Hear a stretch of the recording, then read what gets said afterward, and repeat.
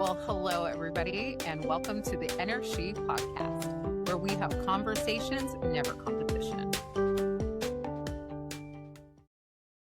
Hi, everybody, and welcome back to the EnerShe Podcast. I am your host, Adriana K. Granlund, along with my amazing co-host, Crystal Fanoff, and of course, Karen Shirley.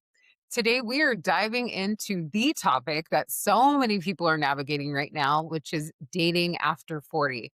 Love and relationships. Like, that's what we're really going to talk about today, right? For so many of us, love looks different at this stage of our lives, I would say. So it comes with a lot more experience, a lot more self-awareness, and sometimes, not sometimes, I would say 9 times or 10 out of 10 times scars, right? But also a deeper understanding of what we truly want, truly deserve in a partner, and are no longer willing to tolerate. So today we are joined by a very, very special guest, and I'm super excited to have him on here. Fellow life coach and relationship expert, Kayle Ersek. I didn't want to mess up your beautiful last name, Kayle, because it's such a great first name. You would not be the first. Don't worry. Well, thank you. Thank you. Yeah. And Kayle is the founder of the Dating Collective. Kayle specializes in helping people understand their attachment patterns, build healthier relationships, and how to stop abandoning themselves in love. And we are super excited to have you today, Kayle. So welcome to the EnerShe Podcast. Thank you so much. Seriously, so absolutely excited to be here. And yeah, dating after 40. It's something that a lot of people have questions about. So I'm excited to get into it. Nice. Well, glad you're here. Glad to have you. Ladies, are you feeling ready? Lead from the hip. I'm ready. I mean, I haven't dated since I was 29, 13, 14 years ago. But, I have a lot of friends who are in this predicament. Maybe not a predicament. It might not be the right word, but in this situation. That was spot on. She said predicament. I feel like that was spot on. It's everything in me right now to not be like, tell me why you haven't dated in 15 years. I've been in a relationship. I'm married in a relationship. Okay. Yeah, That's fine. yeah. Okay. So, success. Right? Yeah, okay. See why I couldn't wait to have Kayle on, you guys? I was like, he was going to dive right in. He was gunning for you, Crystal. We're getting deep real fast. Yeah. Absolutely. Yeah. No, let's talk about it. Right? Perfect. Well, I'm gonna start us off because I have a question. When someone's dating after 40, Kayle, what are some of the biggest emotional differences compared to like women like our friend here, Crystal, who was dating in their 20s and 30s? Like, what would you say are some of the biggest differences for women 40 versus 20s and 30s? Yeah. So my initial thought, and this might not be the direction that you're thinking, but my initial thought of it is there's a polarity between identity and, I guess, like what you know and how you're actually showing up. Because when you're in your 20s and you're dating, there's a lot of kind of the excuse of like, oh, I'm finding myself. I didn't know better. But then after 40, obviously there's a lot of experience. There's a lot of things that have happened in your life and a lot of lessons. And yet you still find yourself kind of repeating the same patterns. And so some part of you can actually, unfortunately, fall into like this shame cycle where when something doesn't work out, the expectation is, I learned my lesson. I thought I was avoiding this. And obviously, I guess a lot of the women that I work with internalize it as a problem with them instead of a reflection of the people out there or the people that maybe their subconscious is attracting. And so what I notice is they go into it with this idea like, I should know better. This is who I am. This is what I want. This is what I'm worth. Attraction happens. And then all of that things and all that knowledge just kind of goes out the door. And then we're left being that like 20-year-old again, just being like, but they told me I was pretty, or I'm not trying to like diminish it or like shame anybody here, but it's just this idea. There's these heavy expectations that we have of ourselves when we start to date based on the experience that we had. And if we don't fall in line with that and what those expectations are, a lot of times, a lot of the women end up just falling into like this shame cycle. And so I think that's like one of the biggest differences is that you think or you feel like you should know so much. And then attraction happens. And then everything you know just shuts off. And then just the riddling guilt and shame that I've seen after that. So, yeah. Oh my God, you guys, is that not so spot on? Is that not? Karen, what were you going to say? Karen's cracking up because she's like, oh my God. What is I'm just gonna leave that there and but what is like the best advice or what are like the beginning steps of breaking those old patterns for women?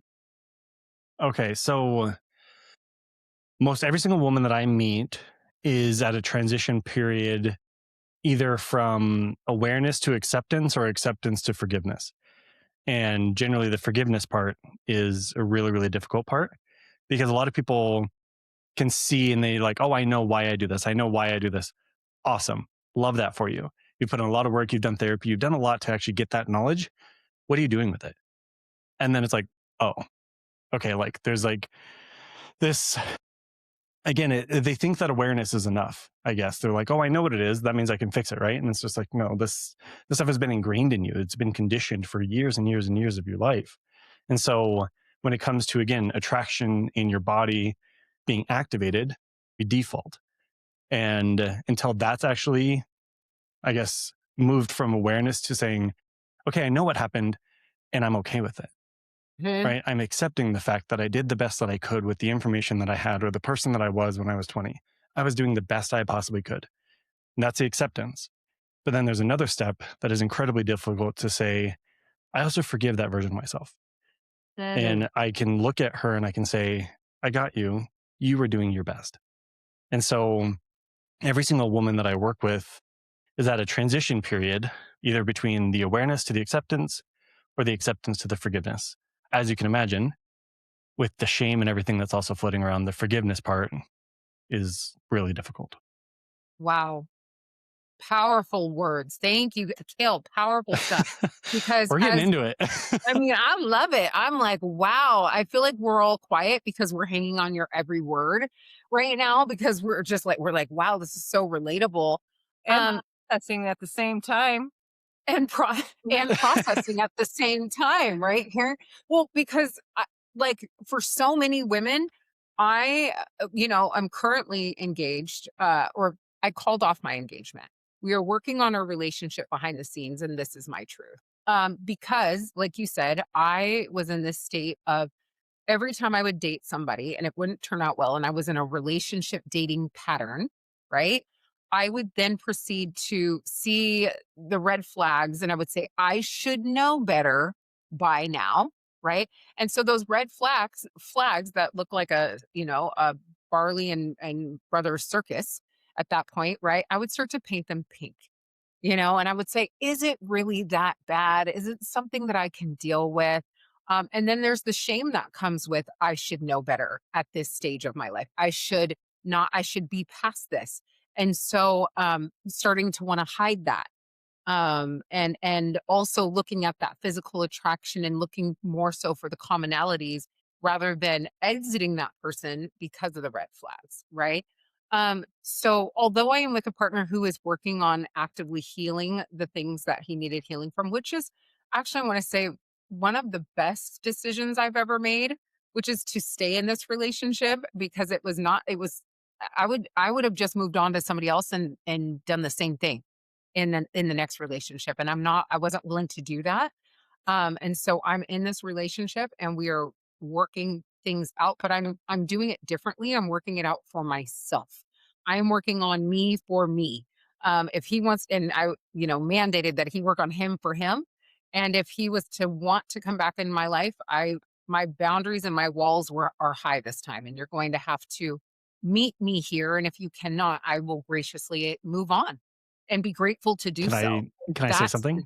Oh, please, I insist. A difference between a boundary and a wall. Ooh. Boundaries invite people in while maintaining your safety. Walls, I mean, inherently just keep people away.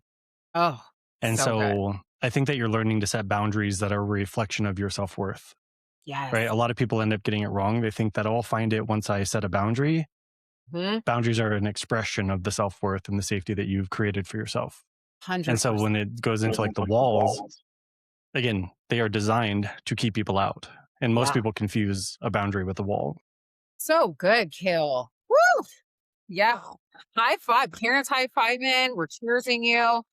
Well said, Can Kill. And, I and I couldn't a agree with you more. question a question to the group, I guess On a scale from 1 to 10, where would you say your self-trust is? 10 being absolutely, 1 being I don't trust myself at all.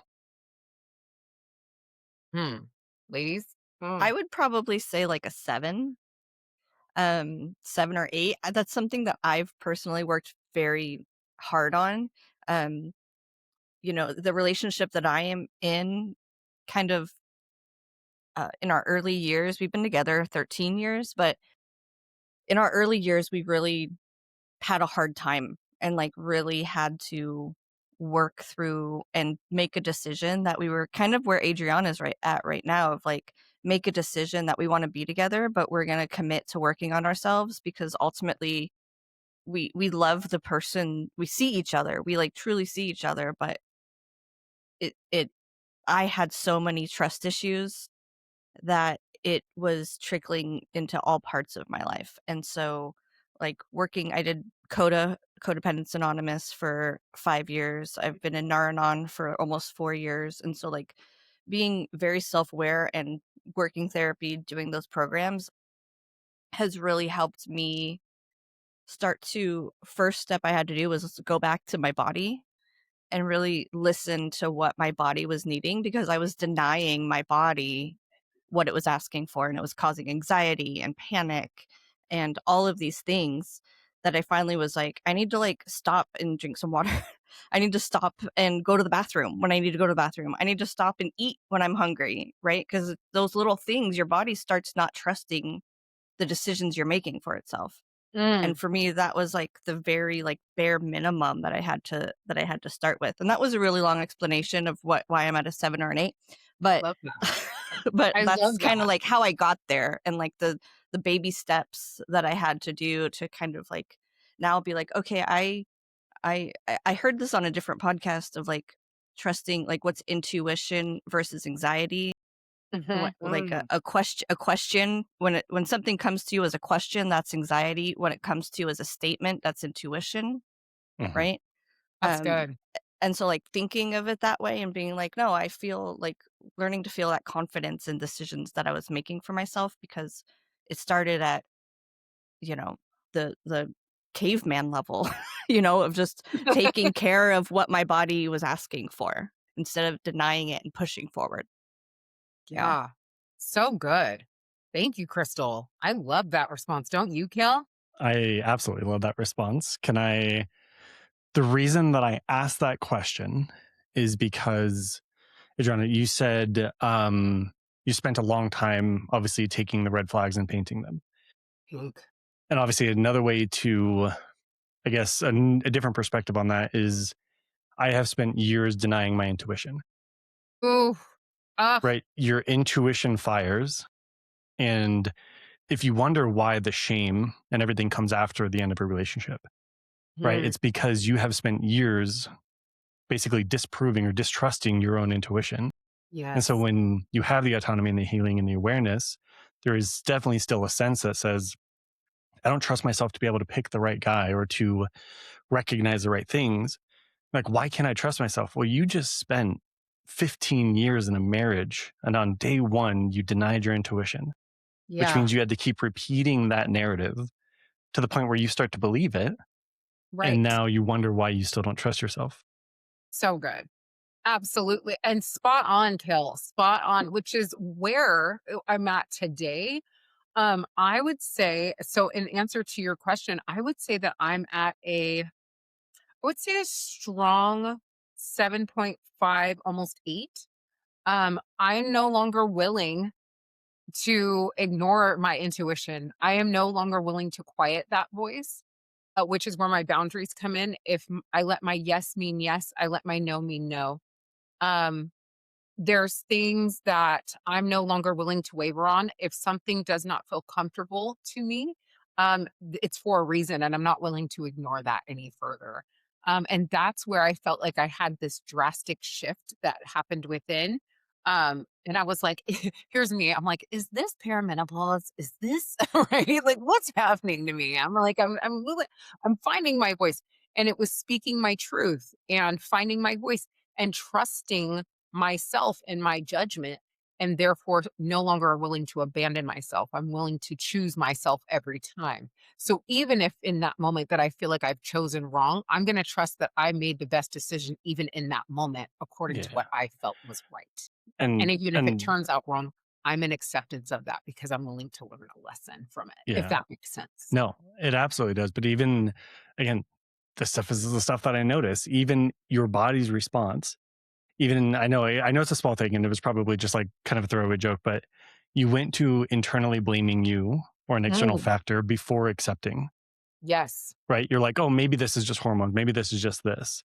And Hmm. so before moving from the awareness to the acceptance, which is a really difficult part, Yeah. right? You were still like preconditioned to be like, maybe it's something else. Yes. Instead of your first instinct being like, This is it, right? This is what I feel, right? And I wanted to shift blame. Why? And that is also our conditioning and my upbringing and being told that black is not necessarily black. It's gray, yeah, right? And not absolutely. to see it that way. And so always looking to what else it could potentially be. And so learning to listen to that voice and fine tune that ear that we have to listen to our intuition is the key to choosing yourself. So Absolutely. good, Kayle. God, you're good at this. God, he's good. Right, ladies? Jesus. Love this.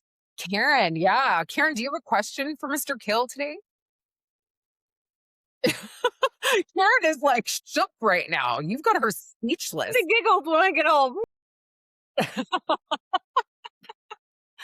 Hmm. Jeez. Stumped her. I love it. I got things I could talk about right now, but Say it. That's Talk a lot about to it. process. no. Listen. One of the things that I end up doing when I work with somebody is I'm very deliberate about this, but I say that there's requirements to work with me. And one of the biggest things and one of the biggest, like, I guess, points of tension is we can't keep arguing for the old story.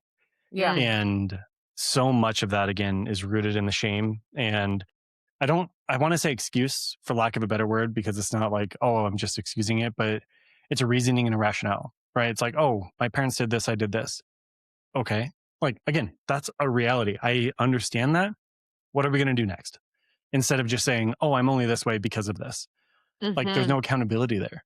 And Yes. again, I'm not trying to dismiss trauma or anything that you've been through. Those things are incredibly valuable and important and part of your story, but we have to start arguing for them.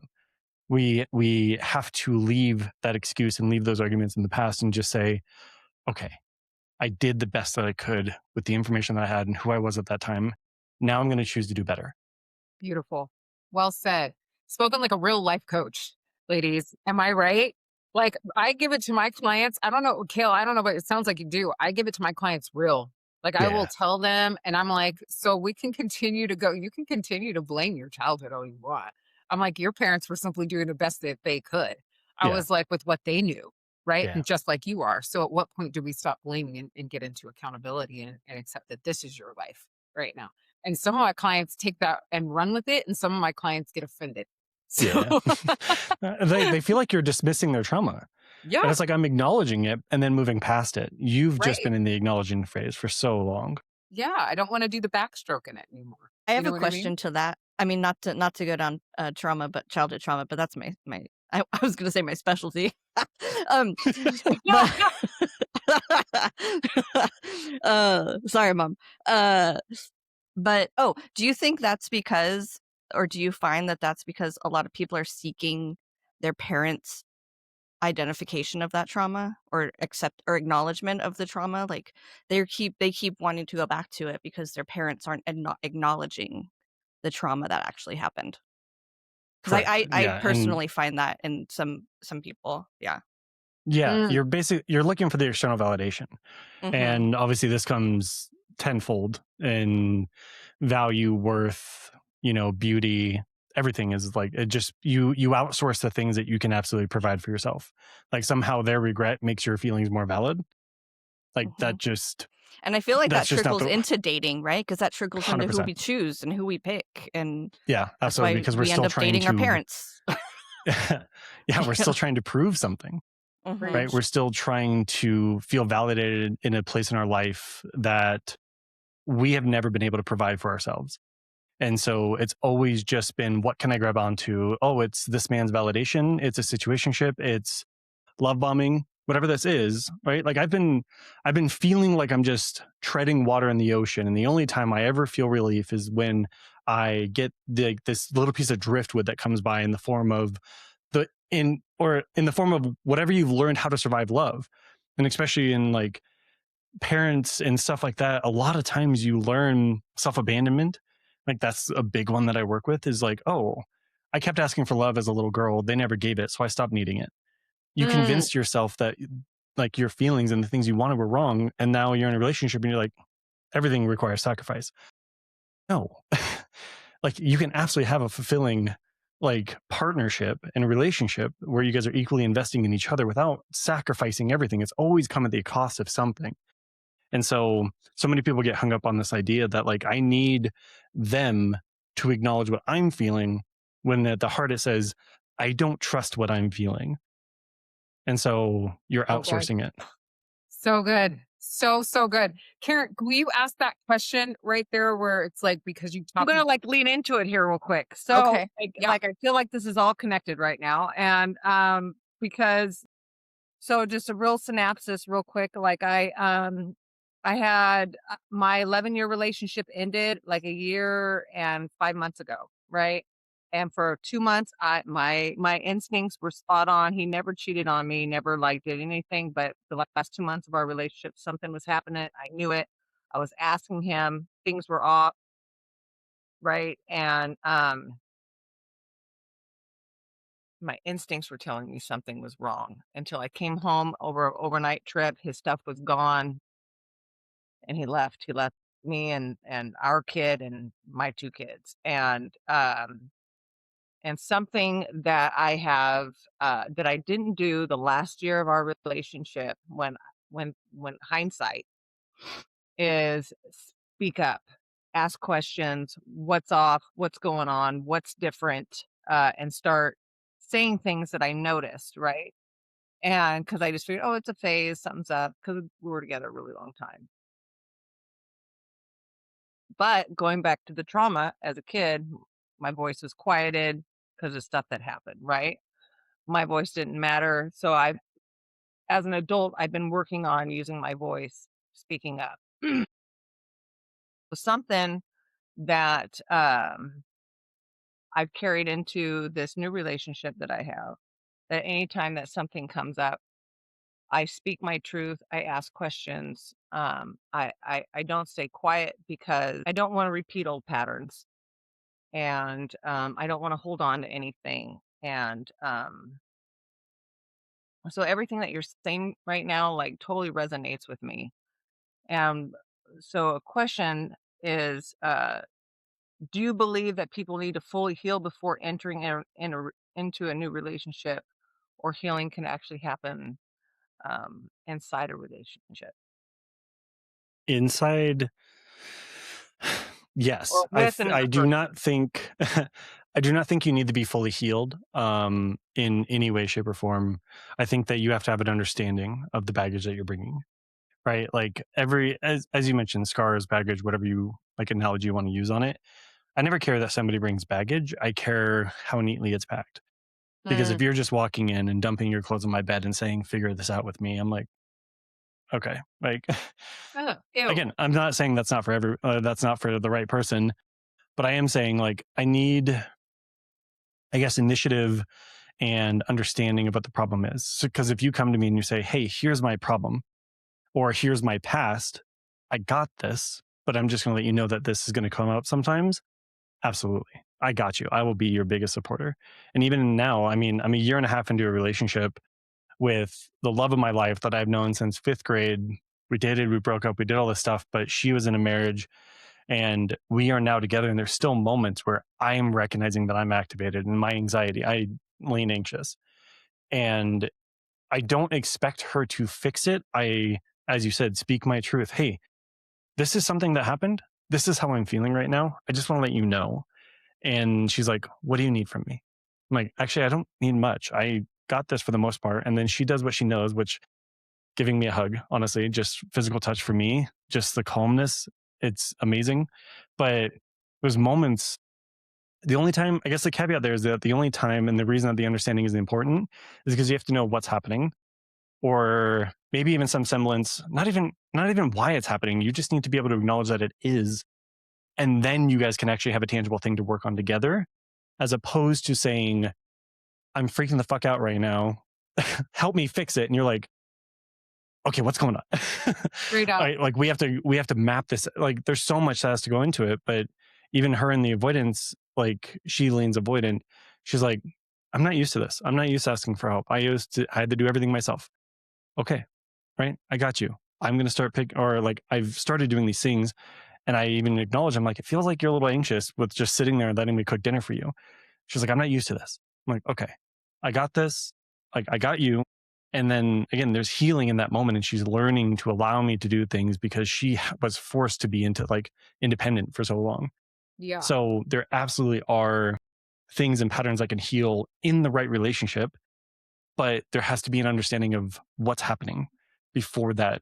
Even why it's happening I think that's a plus. But if you just know, hey, I'm overstimulated right now. Okay. But we have something tangible that we can work on. Let me be a partner in this. But if it's something's going on, figure it out. It's like, okay. And then other people are like, oh, they don't have the patience to work. It's like, you literally made me the answer to all of your problems. You know how much pressure that is on just a normal human being? Right. And so, like I said, I don't care that you bring baggage. I just care how well it's packed and Love how much that. you understand it. Great answer. Great answer. I love that. How neatly it's packed. Don't give me your smelly, dirty, reeking, unfolded laundry and dump it on my bed and tell me to help you clean it. Okay, but here's the thing. Women are naturally caregivers. I don't lean too much into like the full natural masculine. There's a reason that you're attracted to projects, because you find your purpose in a relationship by your ability to fix and be their solution. And so when they come up and they're like, I haven't done laundry in 5 years. Watch me. I got this. I got really fucking good at doing laundry in my last relationship. I can do this here. And then you feel like this sense of purpose, when in reality, all you're doing is just trying to prove your value to them. Yes. And like that's trying to prove my worth. Yeah. Right. So, I was like, I also use Tide and Gain, and it's going to smell really good by the time you're done. It's going to smell great. Yeah. And then a lot of times your own pile of clothes is sitting there and it's like, well, I'm neglecting myself at the expense of helping everybody else too. Because that's where that validates self-abandonment me comes somehow. in too. Yeah. Because you also don't believe that you deserve to have your laundry done. Right. This analogy is getting out of hand, but you get what I'm saying. I loved it. Yeah. It's so true though. It's so true. You're spot on. And then the here's one step further, and I'll say something about men. Men love being your answer to everything. Society tells us that our answer is in the form of tangible things, what we can fix, buy, or do, not in the emotional safety that we can provide. And so society is projecting this idea of men's value and that they bring to the relationship. So they're okay bringing the emotional baggage. You're okay taking the emotional baggage because they're also going to fix everything in your life that's like tangibly wrong. And then they feel a sense of purpose there. You feel a sense of purpose there. And then it just becomes this like chaos of nobody actually being emotionally safe in a relationship. And so men need to realize, I want to be your answer, but I will not be able to be. I will fail you. I am flawed. But if the entire relationship hinges on me having a good day every day, we're doomed. Yeah. So 100%. Okay, Well said. that's the end of my rant. Sorry. Well, thank you. I was just going to add to that. I I was going to add to that of like, people that aren't necessarily healed, but also like, what if people aren't completely over an ex who is like aren't over a toxic relationship? They're aware it's toxic, but they can't. They're having a hard time like stepping out of that cycle. Like, what would you be your advice to someone like that? I don't think you're addicted to the person. I think you're addicted to the trigger. And I think you're holding on to the idea of what you wanted them to be or the opportunity for you to prove yourself. Ooh. And the actual person, because if you can consciously and cognitively acknowledge they were not good for me, there has to be a reason. And so more than likely you were holding on to the potential or the value you would have felt from fixing them and being their solution. Oh, like what would that have done for 100%. them? So good. So good. What would that, yeah, what is that medal? What would that medal have looked like for you as a medal of honor in some way? What trophy would that have brought to you to put on display? What would that have meant for you? Right. That's a very good kill. I love that. That was so good.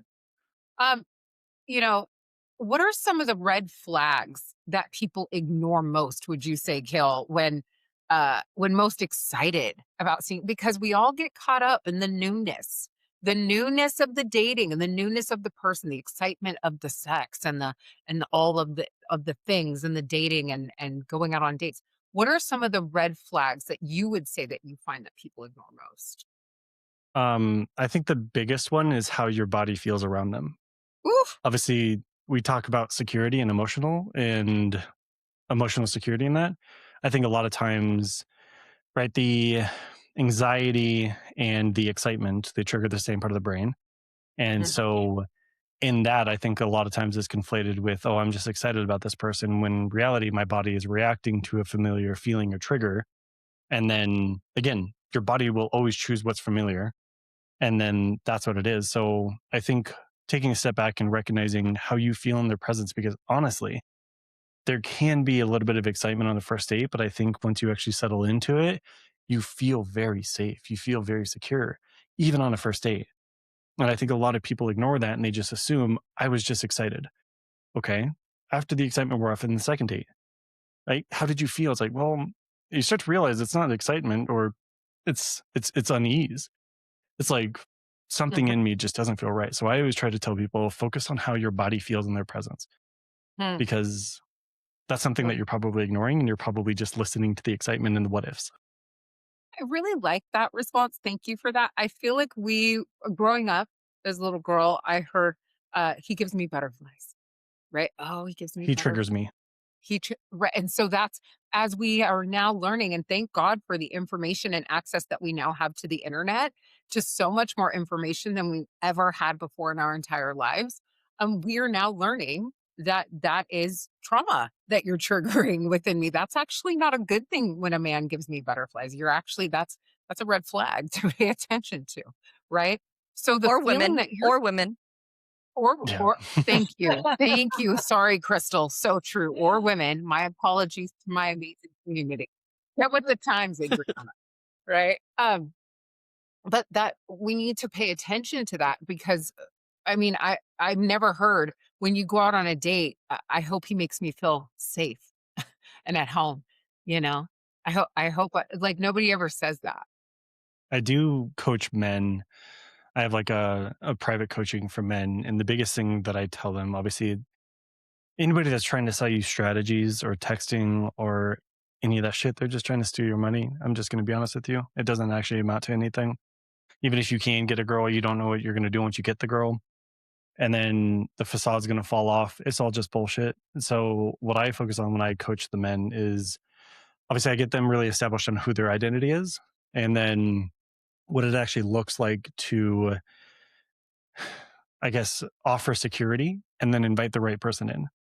Right. Like in the same, it's the same for women. We're trying to show up as our secure selves and then invite the right person in. You're never going to be the source of somebody else's. And ideally, you're not going to outsource that safety or that security from them as well. And Mhm. so, as men, how can we actually create a safe, secure place for a woman to be able to come in and feel comfortable and open up and be vulnerable? Mm. And a lot of times, that's not in how fancy of a dinner that you buy them, right? Like that doesn't create, unless it's shallow and they're focusing on the wrong things.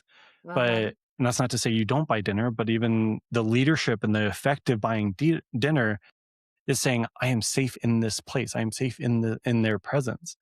And so many people just, I guess, focus on the wrong thing. But when I coach men, who are you?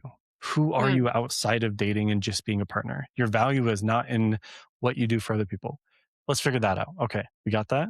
How can we actually invite somebody into that security? Mhm. That's what we do, right? And how can we express that security in a dating environment? Well said. Yeah. What would you say? Like, safety is not necessarily an emotion. How would you describe safety for someone who doesn't necessarily understand what they're going to feel because maybe they haven't been safe. It's been a long time since they've felt safety. What does that emotionally look like? So I think to be able to get in tune with that, you have to be able to provide it for yourself. Because far too often I see a lot of women that kind of overcorrect. And because they blame themselves for quote unquote picking the wrong person, then when a good one does come by, they push them away. And so there's definitely a certain semblance when a man comes by and says, Adriana, I see you, I choose you, I want you. And you're like, I don't have to do anything. What do you want from me? Yeah. Right. And then you're like pushing that person away. Yeah. And so you push away that secure person. But if you can actually create or provide that, again, when I talk about body sensations, I guess if we were talking in the confines of like chemistry, right? There's chemistry that like burns your eyebrows off. And then there's like that warm fire that you just want to cuddle up next to. And it's sustainable. It's not this hot and cold. It's not this big thing that's going to hurt people. It's something that is sustainable and secure in that. And if you can learn how to provide that for yourself from the inside out, again, then we invite people in, and then that adds to whatever we've been able to build. And so it might feel foreign. I'm trying to think of a better way other than my warm fire analogy, but a lot of times when I say that, you can kind of feel yourself. It's called, I right? call it the slow burn, Kayle. I love that analogy, by the way. I really do. It's like a slow burn. Correct. Because fires, and that's a perfect analogy because fires can go out and then I'll have to come in and I'll have to heap a bunch of wood on it, right? Or I'm starting to add other things that don't belong, like an accelerant, right? Mhm. That don't belong in that fire. But Mhm. if I have a fire that's a slow burn, it's going to last, Absolutely. right? But So you I have to love, be able to provide that for yourself first, yes. right? Like again, if you and this stems into like the self-trust. If you don't trust yourself, how would you feel safe with yourself? You still blame yourself for hurting yourself, Mhm. right? It's like, okay, we want to create safety. Let's start with forgiveness, right? And like let's learn how to feel okay in our own skin outside of a relationship and not need somebody else to be a period at the end of our sentence, right? Like let's provide this for ourselves and then invite people in. So I hope that Love makes it. sense. Very good. Well said. Yeah. You guys have any other questions for Kayle? This We is got great. Karen stuck. I'm just absorbing everything right now. we think Karen's frozen, but she's really just Yeah. mind boggled. She's Usually I being have a lot coached to right say, but right now I just don't. How do you feel about dating apps? Like what's your opinion on dating apps, and like are they actually helping people make connections? Is it making it harder? Like when it comes to dating apps, I think that you can absolutely find the thing that you're looking for, but you have to know what you're looking for. And a lot of people go to it with the mentality of validation, and there's always something greener. And so basically you're outsourcing your validation, and that's going to be incredibly frustrating. Yes. But this is the most unsexy dating advice you will ever hear. When you heal, you start to realize how many people can't meet your standards, and you feel pretty isolated in that.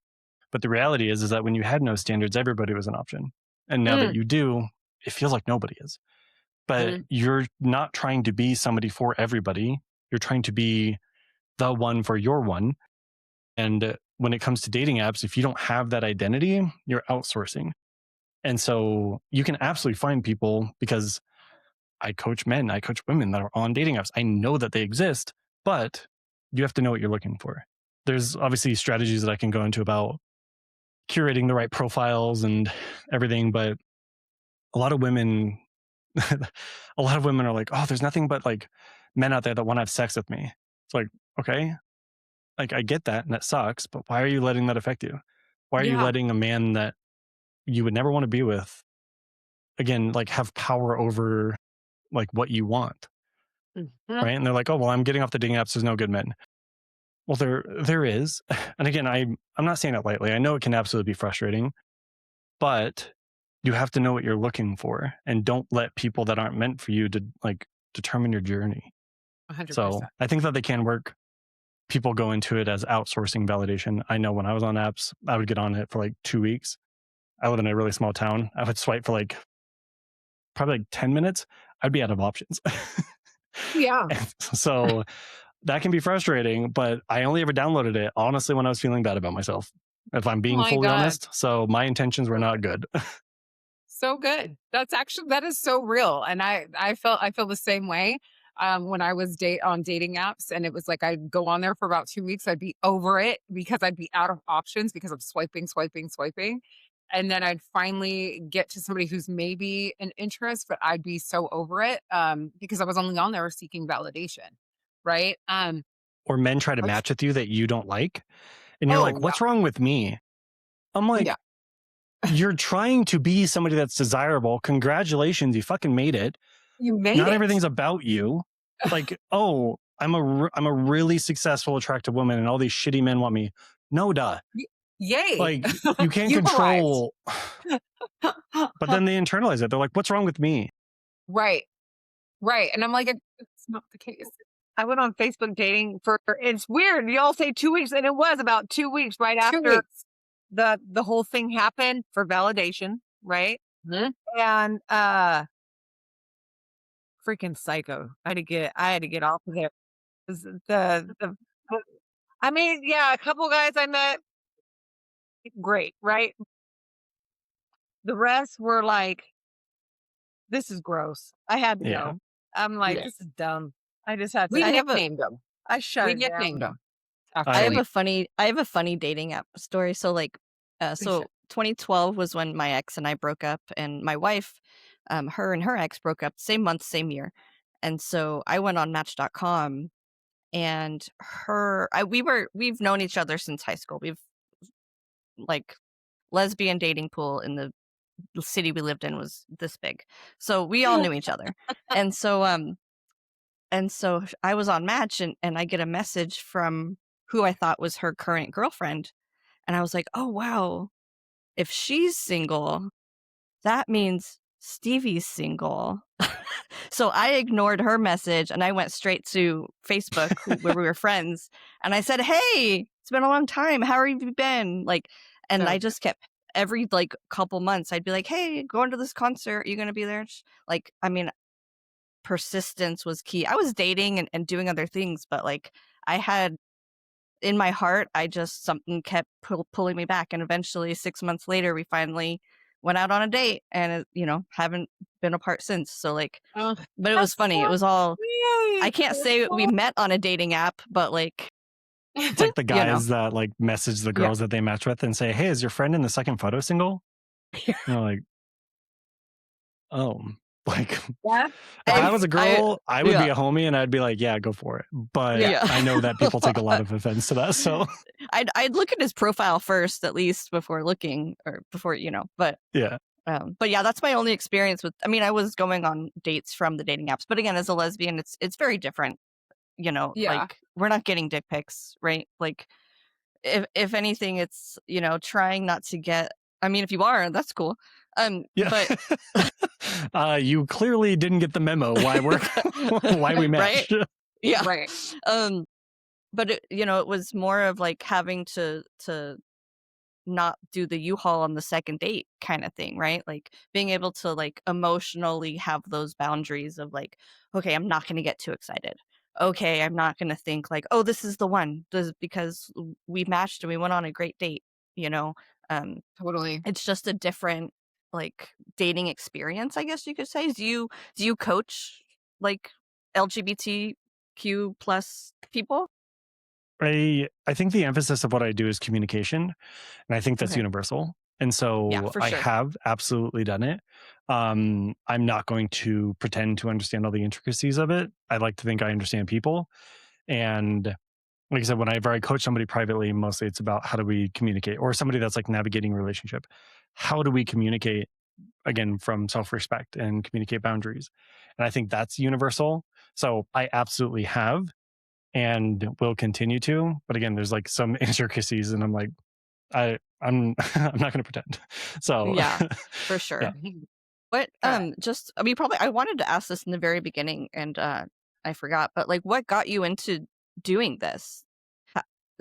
Do you ever get pushback from women of you're a man, how can you coach women to be in a better relationship? Or do you get pushback from men because is there that I don't know, argument that ever comes to you? I made a video on Instagram a little while ago, and it was painting the picture about what I believed women deserve.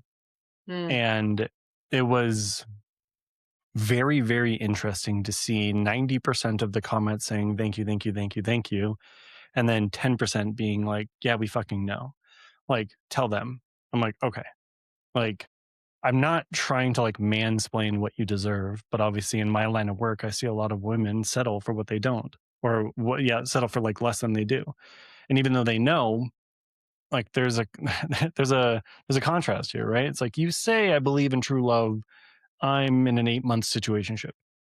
It's like, okay, there's like there's an inconsistency between what you say and like clearly what you're acting on. Because if you believe this, you would never settle for this, right? Like if you believed you were going to win the lottery on the next ticket, you would buy the fucking ticket. You wouldn't just be like, man, I'm going to settle for less.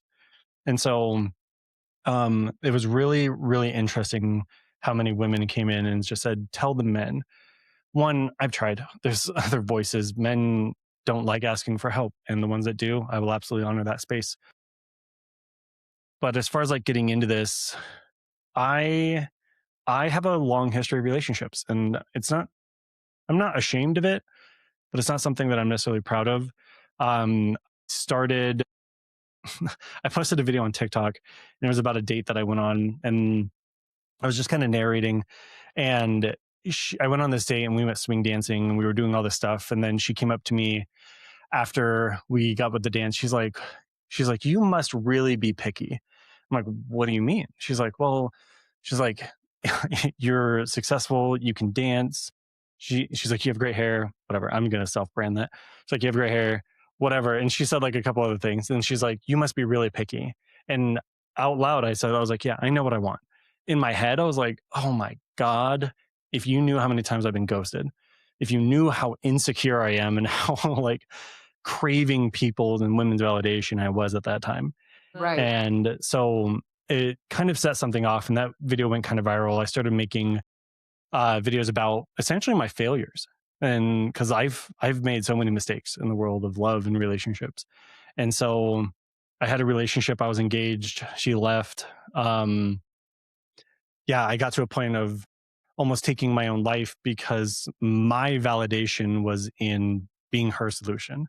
And if I wasn't enough for her, I wasn't enough for myself, right? And that's where the core work of what I recognized is, where is your worth? Where are you placing your identity? And my identity was always outsourced to who I could be, make happy. And like, I was like a good boyfriend. And if I wasn't enough for her, what's the point? And so that set me on a path of therapy, self-discovery, a lot of work in there. And then as things started blowing up on TikTok, I started having 90% of my followers were women. I don't know why. I didn't choose that. I've been told that there's something about me that makes it comfortable. That's great. I love it. I'm not going to like boast about it because I don't really understand it. But there was something in that energy. And then women started reaching out and saying, hey, can you coach me? I'm like, yes, I got you. Communication. Right. But then I was doing these like one-off sessions. And then the next week, hey, I went back to him. I'll meet you where you're at. Like, let's do this. And there's so many people just reaching out and they're like, what do I say? What do I do? How do I, I'm like, the deeper question is, why are you tolerating this? Yes. And that was always so frustrating for me. And so my passion in this world is to make an impact. And so the pattern recognition that I saw in every single woman that I ended up working with is that there was some level of self-abandonment. There was a very big difference between what you said and what you were telling me and what you were settling for. Yes. And so how do we address this? And then I guess I started doing a lot of research into like the neuroscience and the nervous system. And I recognized your body responds before your brain does. And again, when we talk about these triggers, there's a pattern that happens. There's an outsource of a trigger. Your body responds first. Tightness in your chest, pit in your stomach, whatever it is. Your body responds, and it's the way that it's always responded, probably since childhood, to, I feel like they're abandoning me. I feel like I'm not good enough, whatever that is. And so it creates a story of what that feeling means. So the brain fires after the body. And then you believe that story because it's been on autopilot for so long. Okay, if I'm not good enough, what do I need to do? I need the text. I need the chase. I need the self-abandon. I need to stay quiet. Karen, I don't have a voice. I just need to stay safe to save this connection. That's the way that I've learned how to survive love. And that's what I'm going to keep doing because I don't know anything better. And then there's the result. And so the result always re-triggers the story. I can stay silent. I can self-abandon. I can over-pursue. I can give everything and still not be good enough. Wow, I must really not be good enough. And so it reinforces the story, and then it just keeps looping. It just keeps The loop. going on a pattern. And so what I've done, again, we need to break this. We need to change the way that the body responds first, because the body will respond before your brain has the story. If we can change the way that your body responds, we can catch it. We can speak our truth. I am enough. I am so deserving of love. I am not being abandoned. Okay, if I believe that, what would I do? I would just sit with myself. I would Right, give myself grace. I absolutely. would give myself patience. Right. And then we start to choose differently. And then eventually that becomes our default, our new default, I guess. So, Absolutely. Well yeah. said. Thank you, Kayle. Interesting. And when I reached out to Kayle, and thank you, Crystal, for asking that question. I said, women were attracted to working with him. Interestingly enough, my caseload of people that work with me are more men, which I find so funny. But there is something about that where, men who reach out to me trust what I'm telling them because I'm very direct. But I say it in a way that is also, a lot of compassion. But I can't, and those are just a few things, but I can't perceive to know why more men are attracted into working with me and what it is, right? But that was a fantastic question and very well said. I have one more question, and then we're going to go ahead and wrap up today, Kayle, because we have just all been in awe of you this entire podcast. You know, I feel like Karen's face has just said it all for all of us. But so if someone listening right now feels like they may never find love again, which I hear all the time, I mean, I'm sure you do too. What would you want them to hear today, Kayle? Out of all the things that they need to hear. I think the main thing is pointing out that that is still the pattern. And it is still a survival mechanism. If Mm, I believe it's not out there, I won't have to be upset or hurt when it doesn't happen. mm, You will become a self-fulfilling prophecy. And that's not because you don't deserve love. That's not because it doesn't exist. It's because you are so sold on the narrative that you don't deserve it, that you would rather stay in the familiar pain than risk being hurt again. mm. And so we have to address what the core belief is. Obviously, that starts with, why did I do this? Or why did I start to tell myself this story? One thing I will really say is that that voice in your head, almost every single time, is not your voice. Almost every single time. And that's a big recognition point, because if it's not your voice, if it's not for you. If you would not say it to a friend, why would you ever talk to yourself that way? And so there's definitely a difference between that, and you need to pursue the truth of what that actually is and where that belief came from. So Yeah. to address it clearly, like, one, it's not true. And I think it's something that you've like felt like you had to believe to survive. If your goal is survival, congratulations, we got there. Mm. I would love an opportunity to help you see and transition from survival to actually living and experiencing life and the emotions and everything that comes with it. Right now, you feel safe, but again, you can absolutely bring that safety in the pursuit of what you want. So, Very good. Kayle, thank you so much. Thank you so much for joining us Awesome. today and for yeah, sharing thank your you so much for having insight me. and your wisdom on dating, relationships, finding love after 40. These conversations I feel are so important for so many because we are all navigating, this stage of life and just trying to understand whether married and relationship dating, we're just all trying to understand how to build healthier, more fulfilling relationships. So we really appreciate you taking the time to come here and be with us and sharing the work that you are doing through the Dating Collective. Um, where can people find you? How can they Yeah. find to work with you? So my Instagram is the primary place that I engage with almost everybody. It's kayle.securelove. That's my Instagram handle. If you would like to see a little bit more about what I do, you can go to thesecureloveblueprint.com/work with me. that's going to be also, it's linked in my bio of my Instagram. That'll tell you more about what I do, how I do it. And then you can actually kind of apply to work with me through there. So Instagram is kayle.securelove. Otherwise, it's the secureloveblueprint.com/work with me. Beautiful. Fantastic. Well, you heard it here. You know where to find Kayle, who's also a fellow life coach. So thank you to Kayle, and to everyone listening. Thank you for joining us here on the EnerShe Podcast.